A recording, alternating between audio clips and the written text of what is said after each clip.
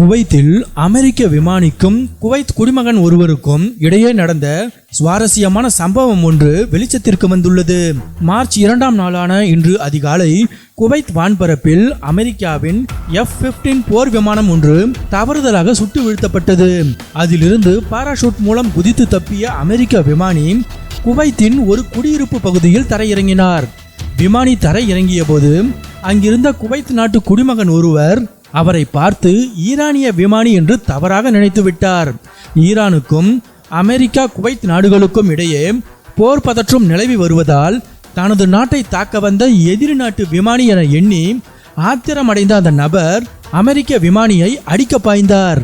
சமூக வலைதளங்களில் பரவும் தகவல்களின்படி அந்த அமெரிக்க விமானி வைத்திருந்த அடர்த்தியான மீசை அவரை ஒரு மத்திய கிழக்கு நாட்டை சேர்ந்தவராக, குறிப்பாக ஈரானியரை போல காட்டியிருக்கிறது.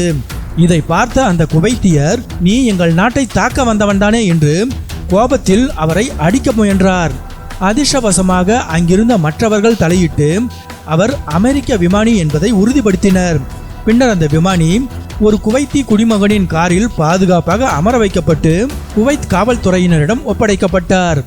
ஈரான் மற்றும் சவுதி குவைத் இடையே நடந்து வரும் ட்ரோன் மற்றும் ஏவுகணை தாக்குதல்களால் மக்கள் மிகுந்த பதற்றத்தில் இருப்பது இந்த தவறான புரிதலுக்கு முக்கிய காரணமாக சொல்லப்படுகிறது.